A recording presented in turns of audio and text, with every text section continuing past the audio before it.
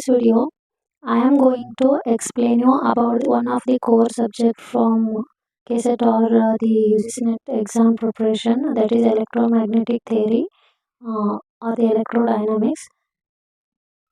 So if you are new to my channel, please subscribe my channel for upcoming videos.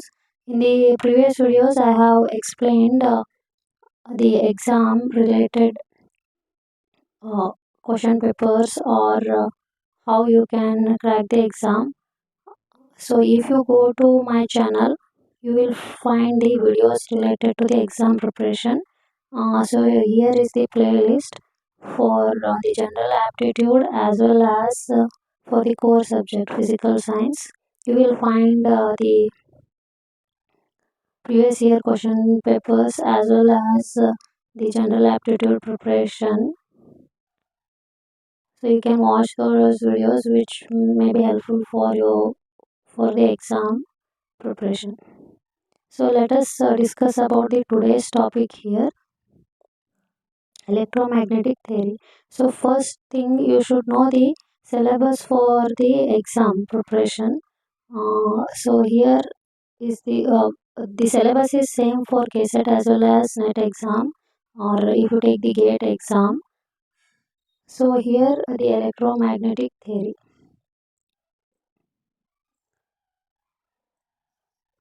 In this electromagnetic theory, you can observe the specific topics. So first thing you should know which are the topics included in the syllabus. You prepare accordingly, because you should not supposed to read all the given content. Only the topics included in syllabus you should focus, so that you can cover your time and you can crack the exam. So if you take the syllabus, you will have in first bit the electromagnetic theory, the syllabus is given, and if you go for the second bit, here also the syllabus for electrodynamics is there. So for any of the exam, the content is same, KSET or the NET exam. So once you prepare for both, it will be helpful for you. Electrostatics, Gauss law and its application, Laplace-Poisson's equation, magnetostatics, electromagnetic waves, electromagnetic induction, and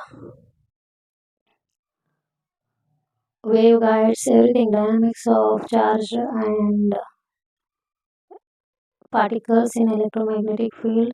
If you go to the second bit, dispersion relation in plasma, Maxwell's equations, especially waveguides are included for long answer questions.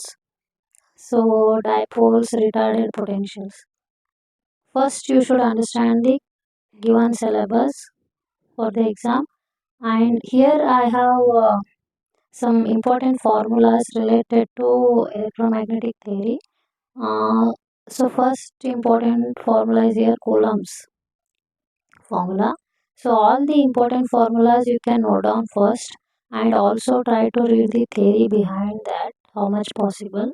If you have studied in PG, which is very helpful for you. Coulomb's law, everyone is familiar with that. The force of attraction or repulsion between two equal and opposite charges. So next comes the energy and the potential relation. Electromagnetic field energy, that is negative gradient of del V. All the important formulas you can note down, boundary conditions for the component of electric field and magnetic field, electric displacement and magnetic field strength H. So these important formulas you can note down, the relation between electric displacement and the electric field, that is epsilon E. Laplace equation, so it is a second derivative order del square V is equal to minus rho by epsilon naught. If in free space, if you take rho is equal to 0, that leads to Poisson's equation. And then you can read about the properties related to charge or the Gauss law you can read out. Multipole expansion, monopole, single pole, single charge, dipole, two poles or the two charges. If you take quadrupole, four charges. So like that you will have a multipole expansion. So if you take monopole, how potentially is proportional to the distance? It is inversely proportional to r. Dipole 1 by r square, quadrupole 1 by r cube, and the octapole is 1 divided by r4. If you take potential is inversely proportional to 1 by r, there is a relation between E and V, that is minus del V. So 1 by r, if you take the del, then E is inversely proportional to 1 by r square. So each time the power of r increases, it depends upon how potential is inversely proportional to r, whether it is monopole, dipole or quadrupole. Magnetic force that is given by the Lorentz force, sum of electric and magnetic field. Only if you take magnetic force, that is given here, charge into velocity cross product of magnetic field. So you should note down all the field equations for electric as well as magnetic.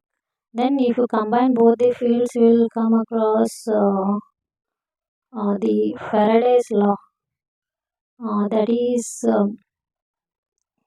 given by this equation. EMF generated across any closed loop is proportional to rate of change of flux minus dou phi by dou t, or else which is equivalent to del cross E is equal to minus dou B by dou t. So Lenz's law will give the direction of the field, flow of current. It is always opposite to the field EMF generated. So that's why the negative sign you can observe in this equation. That was given by Lenz's law. Self-induction and mutual induction you should read. Self-induction, within the coil the EMF is generated. Mutual, if you take two coils, then when you bring them, there will be a current flowing across the loops. So that is mutual inductance. Here are the formulas. You can note down. Biot-Savart's law, the equation, the important law for magnetic field. For an elemental length of charge which is directly proportional to the cross product of dl cross r divided by inversely proportional to the cube of the distance. And here if you take the field which is given, there is a relation between field strength and magnetization, that is given by mu naught h plus m. If you simplify, you will get the relation between B and field strength, that is mu h. As we can see the relation between D and E. D is equal to epsilon E, B is equal to mu h, permittivity and permeability. So Ampere's law here, that is the magnetic field across any closed loop is proportional to the current enclosed in it multiplied by the mu naught, or the mu naught times into current. Its equivalent is given by the cross product of B is equal to mu naught J. J is current density. If we want to combine the electric and magnetic field equation, we will get the Maxwell's equation. So the fourth equation of Maxwell, all the four equations you should note down. Okay. The fourth equation, very important, Maxwell's equation, del cross B equal to mu naught J plus mu naught epsilon dou E by dou T.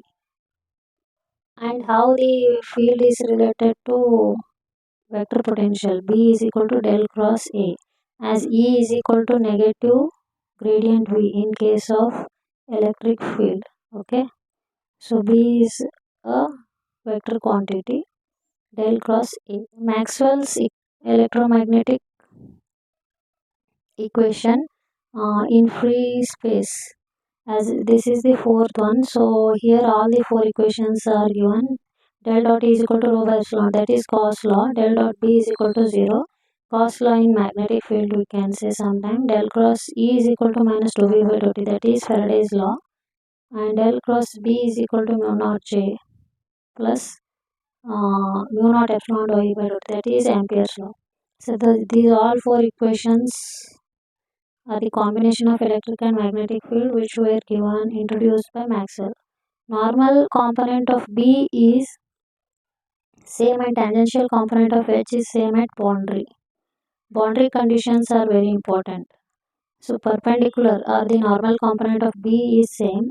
If you take H, that is tangential component is same at boundary.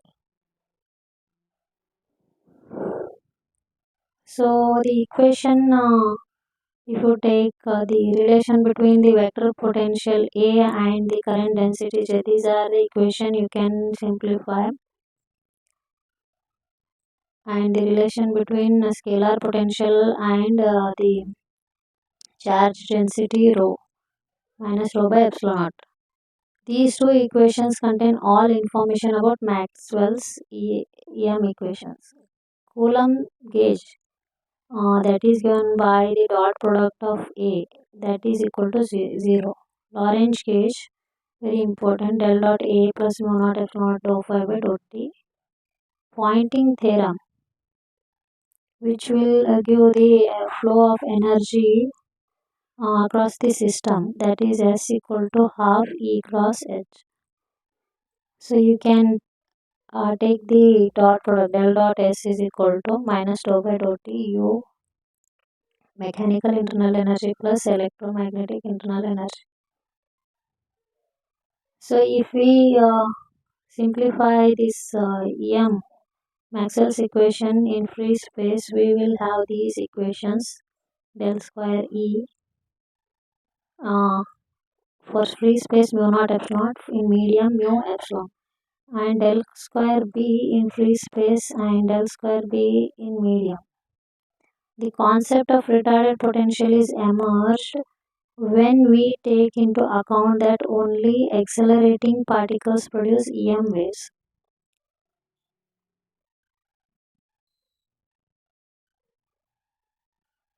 So retarded potentials also you should read, and also the relativistic dynamics. So all the formulas, first you can note down some of the important formulas I have discussed with you. So let us solve some of the questions here. So the first question, 2-point charges Q1 is equal to 1 nanocoulomb and Q2 equal to 2 nanocoulomb are kept in free space such that the distance between them is equal to 0.1. Okay, so solution is given here. If you take 2-point charges, they are equal and opposite in direction. So if we read all the four options, the force on Q2 is along the direction of Q2 to Q1. The force on Q2 is same in magnitude as that on Q1. The force on Q1 is attractive. A point charge Q3 is equal to minus 3 nanocoulomb placed at midpoint between Q1 and Q2 experience no net force. If we read carefully the option, if you take the force on Q2 is along the direction of Q2 to Q1, force is equal but opposite in direction. So it is not along the direction from Q2 to Q1. So option A is incorrect as rippling force acts. So Newton's third law, we can have each force opposite each other. Next question, a current I flows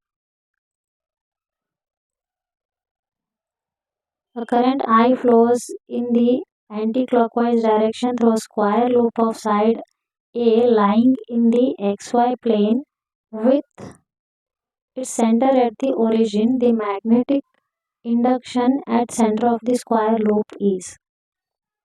So we need to calculate magnetic induction at the center of the square loop. Here are the four options. First, let us draw the square loop. Current I flows in the anti-clockwise direction. So here is the square loop. Okay. And you can see the direction of current, that is anti-clockwise. Okay. Then the magnetic field at the center or the origin, that is O. Magnetic field at O due to line, if we draw the square loop, let us denote it by A, B, C, D. At O origin and the line segment is AB. The magnetic field at O due to AB is equal to, we can write here with the help of this formula, mu naught I divided by 4 pi into A by 2 sine alpha plus sine beta.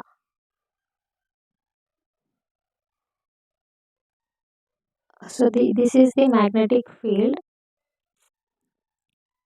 at the origin O. So here if we take the angle, it is a square, so alpha and beta will be equal to 45 degree. Okay.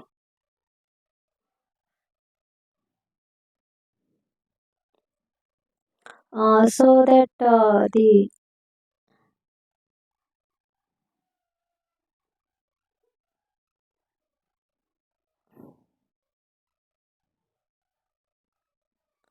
so here alpha is equal to beta 45 degree. Magnetic field at O due to AB, that is given by, if we substitute the angle 45 degree is equal to 1, or the root 2. If we add up, we can get it here. The equation mu naught I divided by 2 pi root 2. So mu naught I divided by root 2, if we cancel root 2 pi by A, we will get in the denominator. Every segment contributes equal, then total magnet field is equal to 2 root 2 mu naught I divided by pi A. So this is how we will get the magnetic induction at the center of the square loop, that is given by the option A.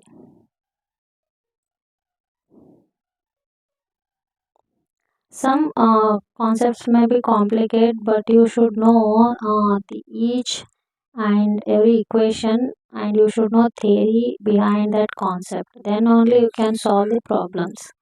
A thin conducting wire is bent into a circular loop of radius r and placed in a time-dependent magnetic field of magnetic induction. B as a function of t is equal to b naught e to the power minus alpha t z cap.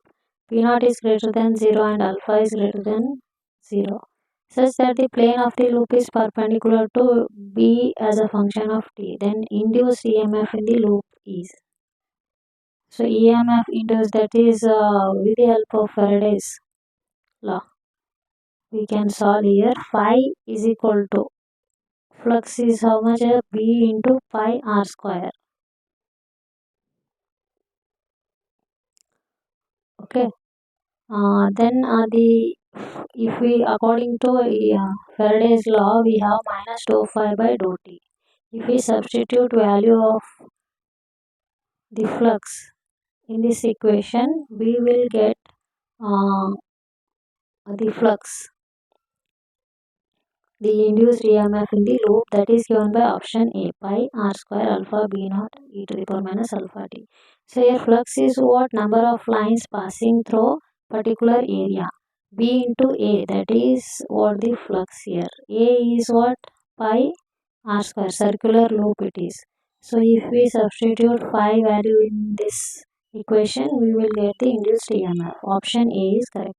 Consider an electric field E existing in the interface between a conductor and free space. Then the electric field E is. So here the field is between conductor and the free space. Then electric field E is external to the conductor and normal to the conductor surface, internal to the conductor, normal to the conductor surface, external to the conductor, and tangential to the conductor surface, both external and internal to the conductor and normal to the conductor surface. So the answer for this question is conductor cannot have charge except on its surface.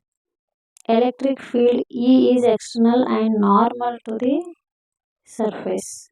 So option A is correct here.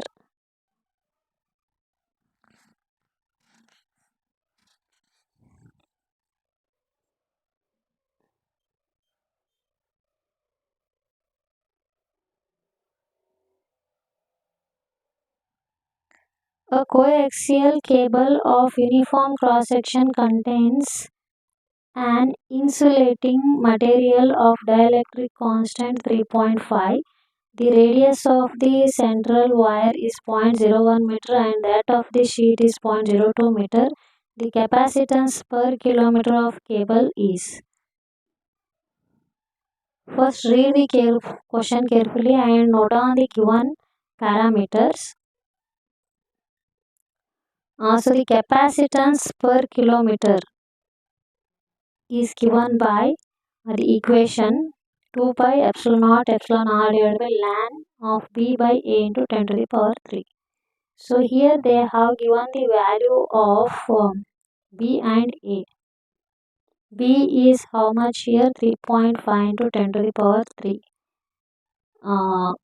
A cable of uniform cross section containing an insulating material 3.5. Radius of the central wire is 0.01 and the sheet is having 0.02 meter. The capacitance per kilometer we need to calculate. So substitute value of B and A. Then if we take the ln B by A and if we simplify we will get the 280.5 nanofarad, the capacitance. Option A is correct.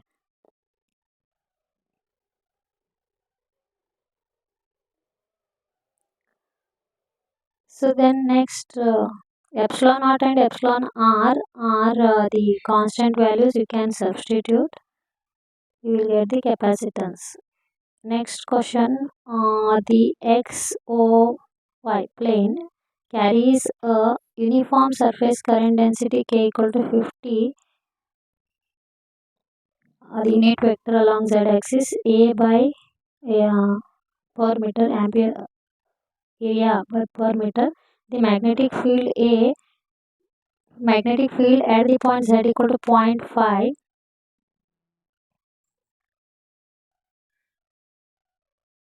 Then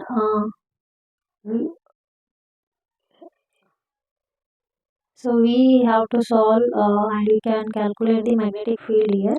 So this is the formula for the field along the y-axis because they have given the xy plane carries a uniform surface current density K equal to 50. E z cap A by m. The magnetic field at point Z equal to 0.5. So along y-axis we have to find out minus mu naught k divided by 2. So substitute value of k here, that is 50. Then this is mu naught is 4 pi into 10 to the power minus 7 divided by 2. you will get the field 10 × 10⁻⁶ Weber per meter square. So option here D is correct. 4-point charges are placed at the corners of a square whose center is at the origin of certain coordinate system. A point dipole P is placed at the center of the square as shown in the figure. Then there is no force acting on the dipole. There is no torque about the center at O on the dipole. The dipole has minimum energy if it is in the direction of x unit vector. The force on the dipole is increased if the medium is replaced by another medium with large dielectric constant. So here is the square. The corner of the square, the charges are placed at the origin of the Cartesian coordinate system. X and y are the Cartesian coordinate system x, y and z.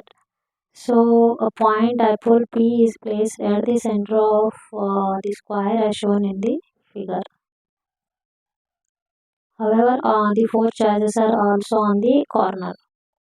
So then the answer is the resultant electric field at O is along minus z direction, that is P cross E. Dipolement function cross product of E is equal to 0 as P is parallel to E. Dipole moment is parallel to the electric field. Torque about O is 0. Then option B, there is no torque about the center at origin O on the dipole. The electric field E as a function of R at the point R at time t in a metal due to passage of electrons can be described by the equation.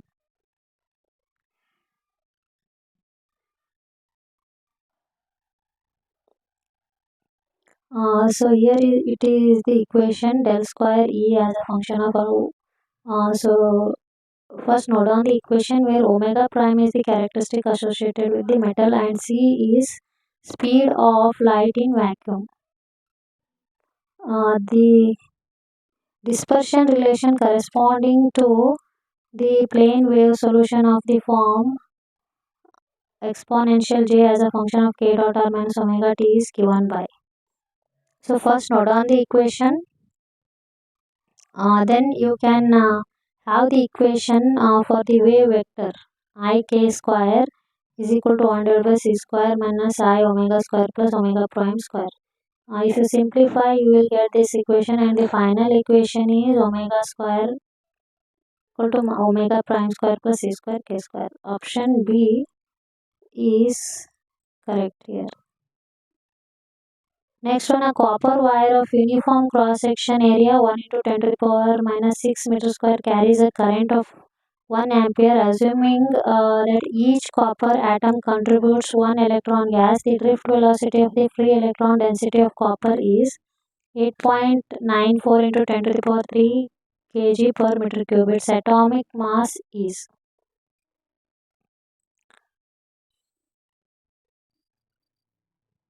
A drift speed that is given by drift velocity and the relation between current density equation you should know. That is drift speed is given by jd by n into E, concentration of charge. I divided by A into I divided by A n into E. So n is the concentration here. So substitute the values given in the equation. The cross sectional area is how much? 1 × 10 to the power minus 6 meter square copper wire. Drift velocity of free electron, how much here? 8.94 × 10 to the power 3 kg per meter cube. Atomic mass of the 1.05 × 10 to the power minus 25 kg. Substitute the value of drift velocity and the mass, you will get the concentration n here. and the VD drift velocity uh, for the required free electron you can calculate. If you calculate the concentration n here, then the required value of drift velocity is 7.4 into 10 to the power minus 5 meter per second. Option here A, option D is correct.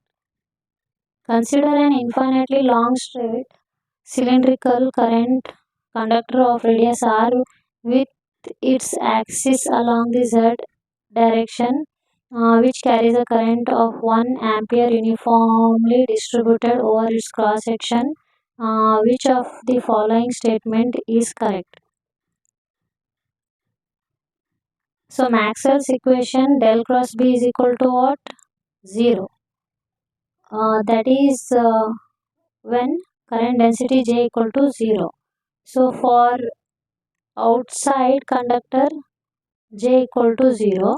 So del cross B is equal to 0 for the radius r greater than capital R.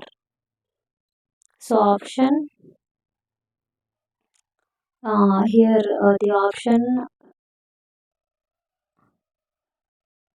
D is option C is correct. Del cross B equal to 0 for R greater than capital R. A large circular coil of capital N turns and radius R carries a time varying current I equal to I naught sine omega t. A small circular coil of N turns and radius R, which is very smaller than capital R, is placed at the center of the large coil such that the coils are concentric and coplanar. The induced EMF in the small coil. Here are the four options. Whether the current leads or lags by a large coil by pi by 2 or pi, you should find out. So here the relation between flux, uh, this is given by equation. Once you have the flux, you can substitute in the EMF, induced EMF in the coil, that is given by, after simplification derivative you have to take the flux, that is mu naught J by 2 R into pi R square. This is the magnetic field actually, B into area flux. Okay, this is value of B here. A is what? Pi R square, area of the coil. Then simplify. After taking derivative, you will have this final equation in terms of sign. This you will get cos if you convert by taking pi by 2. That is minus pi by 2 it is. Induced EMF lags current by pi by 2. So option B is correct. Lags by the current in the coil. Option fourth one is correct. Pi by 2, not pi. Okay.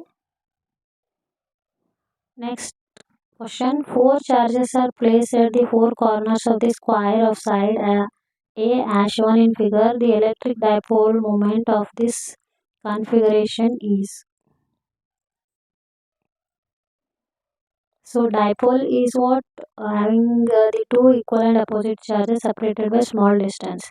That is given by charge into distance summation. So here two charges are there. So dipole moment P is equal to Q into 0 plus A I cap plus A J cap minus 2A into I plus J cap. So here the dipole moment of the configuration is given by four corners of square of the side, as we can see in the figure here, x and y axis. Here Q and Q, origin O, and here we will have minus 2q. So if we add up all the coordinates, then we will get the dipole moment here. Origin O along the x-axis, y-axis I cap plus a j cap minus resultant minus 2i I plus j cap. So overall the dipole moment is given by minus 2q minus qa into I plus j cap. That means the option C is correct here.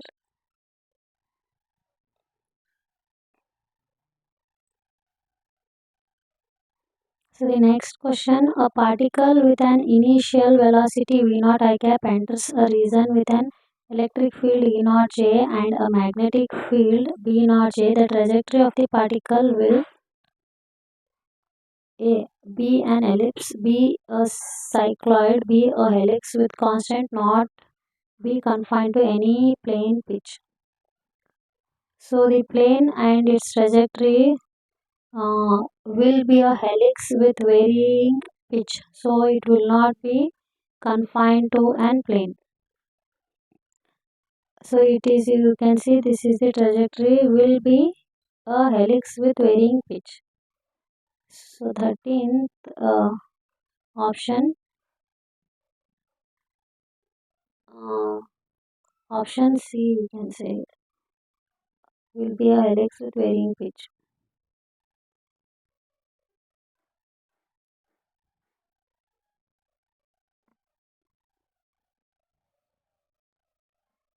So next one, and which is a helix with varying pitch, not it is constant.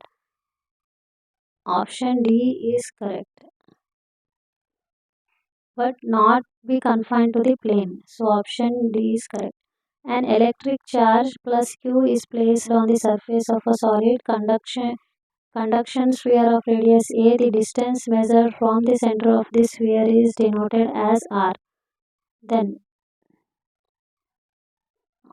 here the electric charge Q is placed on the surface of the solid. The charge gets distributed uniformly over the surface of the sphere. Because there is no electric field inside the sphere, potential will be same, R less than A.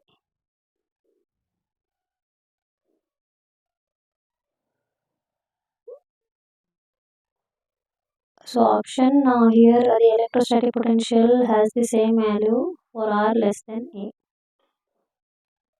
Option B is correct.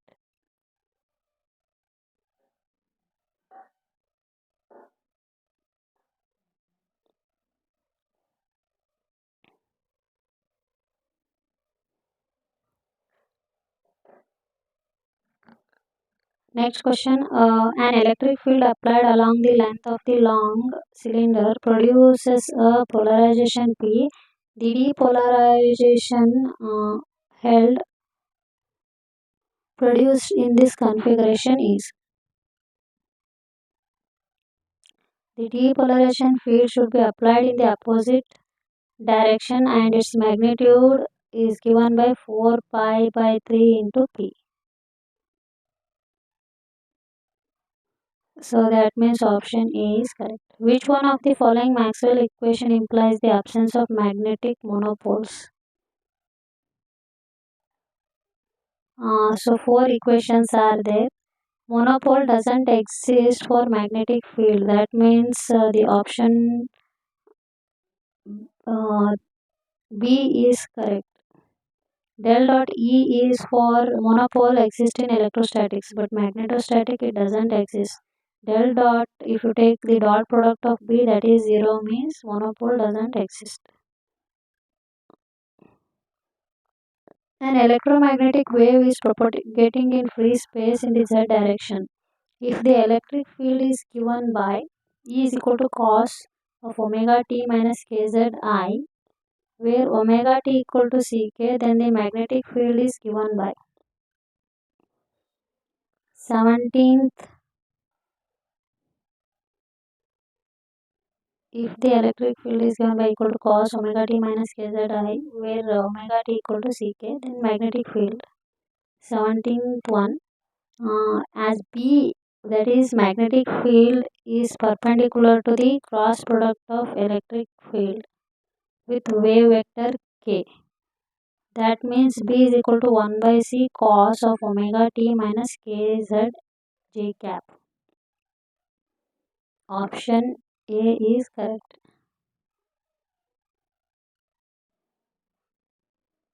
Here B is parallel to the cross product of electric field with wave vector k. That means B is equal to what? Here the equations they have given, use these equations, you will get B equal to 1 divided by C cos omega t minus kz j cap along unit vector j. The dielectric constant of water is 80. However, its refractive index is 1.75. Invalidating the expression n is equal to refractive index is proportional to root of permittivity. This is because the water molecule has a permanent dipole moment. The boiling point of water is 100 degree. Two quantities are measured in different experiments. Water is transparent to visible light. Option 18. Water has no permanent dipole moment. Other options have no sense. So boiling power has nothing to do with it. So option A is correct. Water molecule has a permanent dipole moment. Invalidating options here.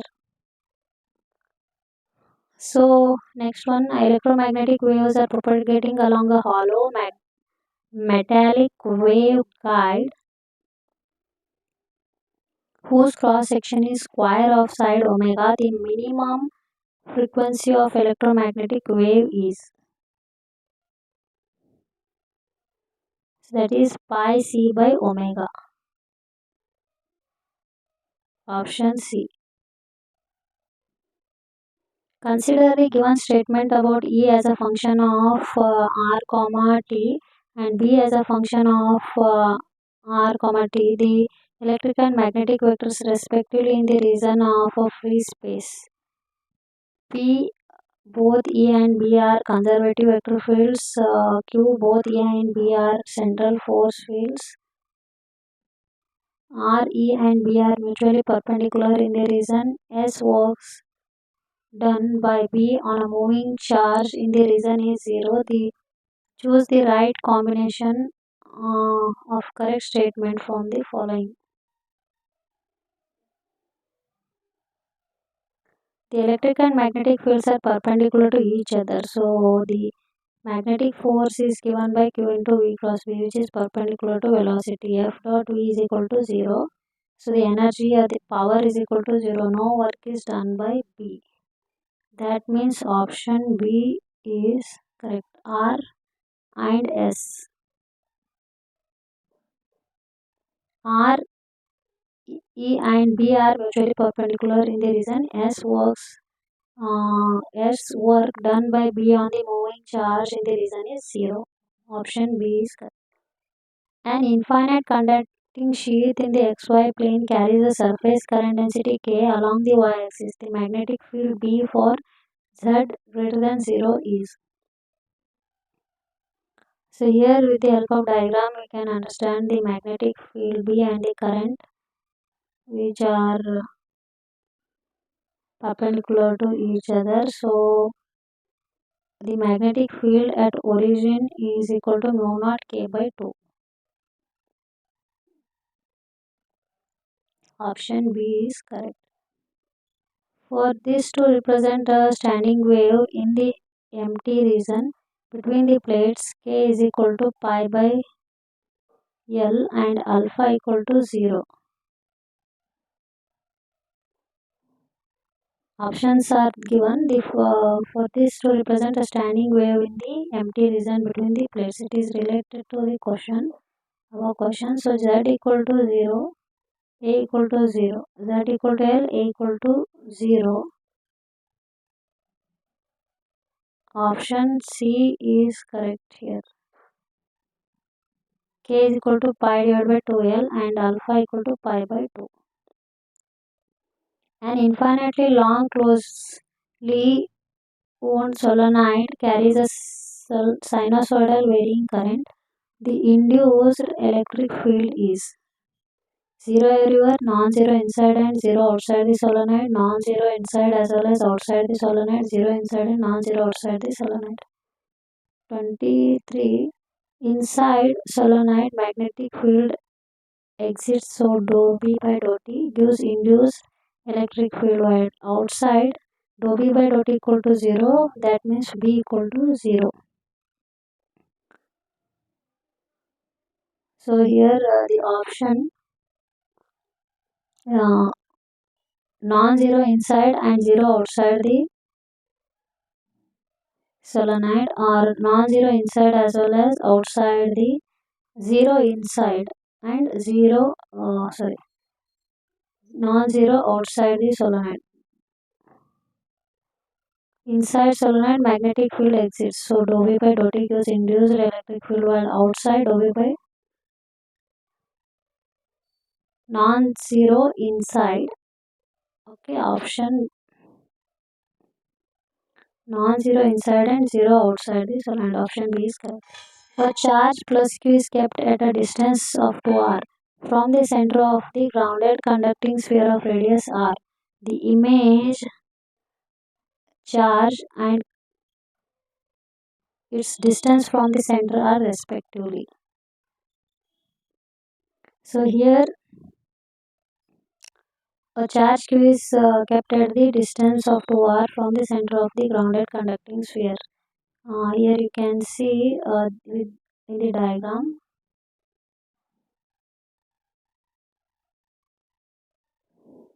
So image charge lies at radius square of the radius to the distance r square by 2r equal to r by z.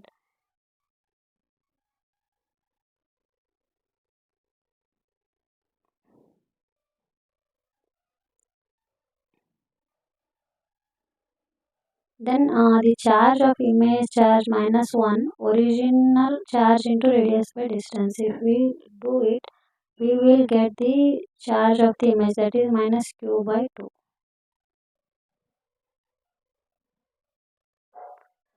Minus q by 2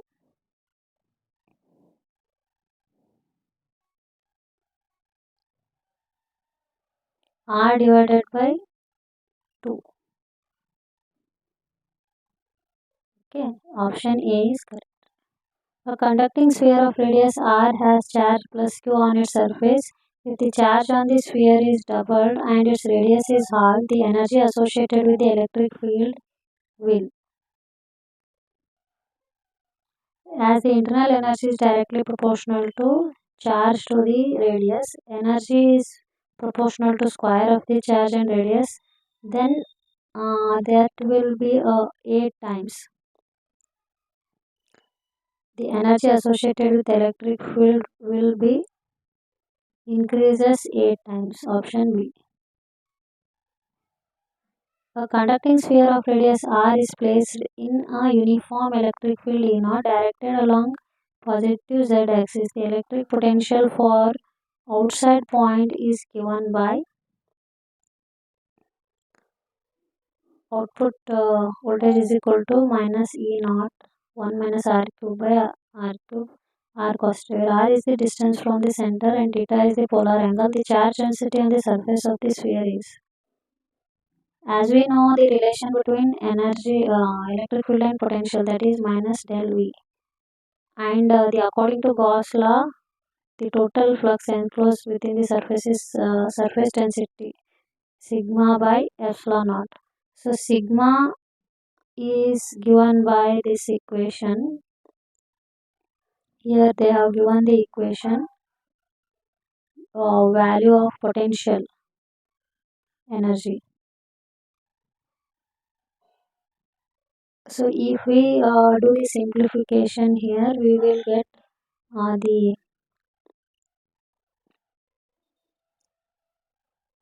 value of the charge density on the surface of the sphere about 3 epsilon naught E naught cos theta at r equal to r.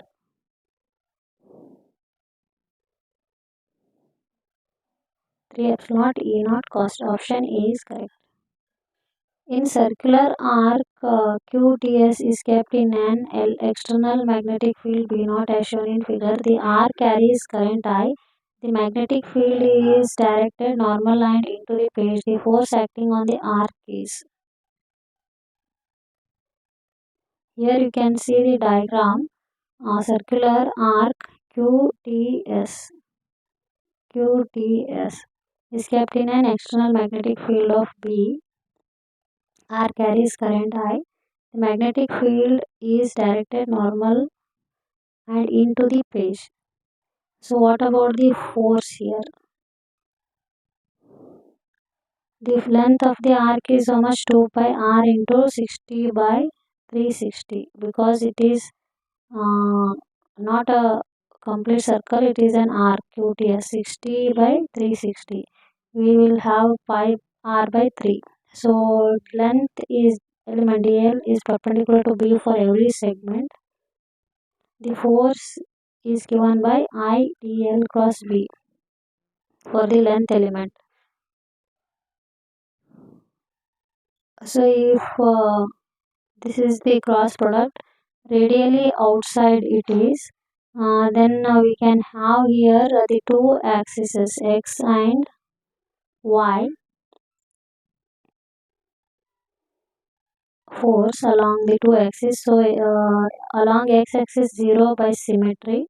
So along y-axis the force is given by taking the limits 60 degree to 120 degree IBR. Option B is correct.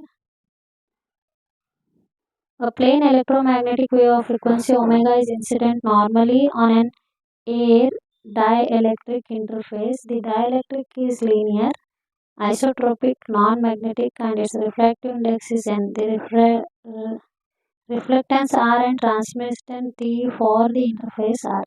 This is very important question. Many of the exams have been asked reflectance and transmittance. So here the reflectance is always given by n minus 1 divided by n plus 1 square.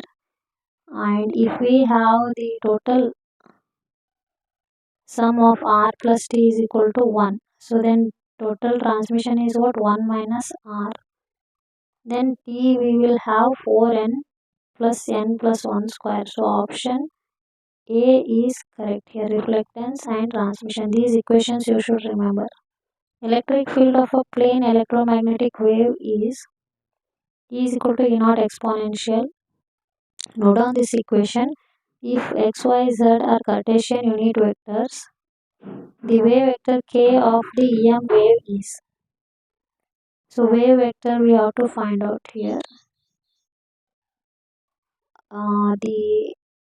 As we know, the wave vector k product of r for 3 coordinates. R is x, y, z coordinate, 3 coordinates. Xk cos alpha plus yk sin alpha. They have given in the plane electromagnetic wave, including the terms along xi or the j cap or x-axis and y-axis. So two coordinates are there. K is given by here k cos alpha I plus k sin alpha j cap. So option B is correct.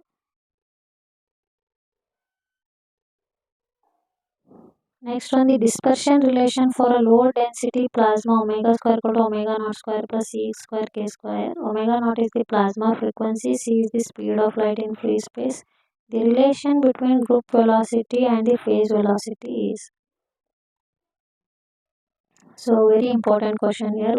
Group phase velocity is given by omega by k. Group velocity dou omega by dou k. Given that this is the condition they have given, omega naught square plus c square k square. Differentiating both sides of this equation, we will get the equation on the LHS RHS side. Then if we simplify, we will have this equation. Omega by k is what? Phase velocity. Omega dou omega by dou k is what? Group velocity. This is the relation between group and phase velocity. Product of these two is equal to square of the speed of light. Option C is correct. Which one of the following statement is true? The magnitude of the electric field is attenuated as the wave propagates. The energy of the EM wave flows along the x direction. The magnitude of the electric field of the wave is constant. The speed of the wave is the same as speed of light in free space. So according to the equation, question 31, which one of the following statement is true? It is related to the same question. They have given this electromagnetic plane wave. If we simplify, we will have the final equation. So E naught is attenuated as the wave propagates. Energy of the EM wave flows along the direction of Z direction. K is parallel to Z. The magnitude of E naught decreases as it moves. So speed of wave is different for charge. So option here, the magnitude of the electric field is attenuated as the wave propagates. Energy of the EM waves flows along the x. Here it flows along the Z direction. And the magnitude of electric field of the wave is constant. Speed of the wave is same as the speed of light. Okay, but option A we can select here. True. The magnetic field B of the wave is.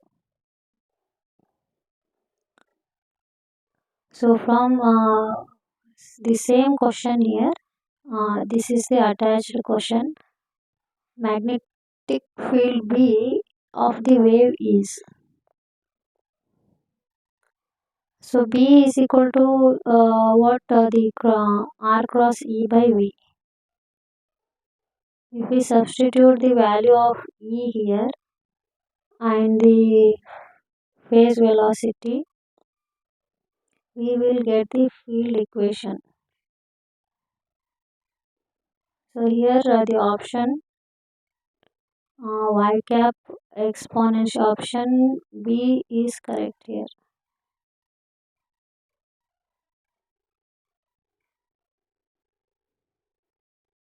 Sorry, option D is correct here.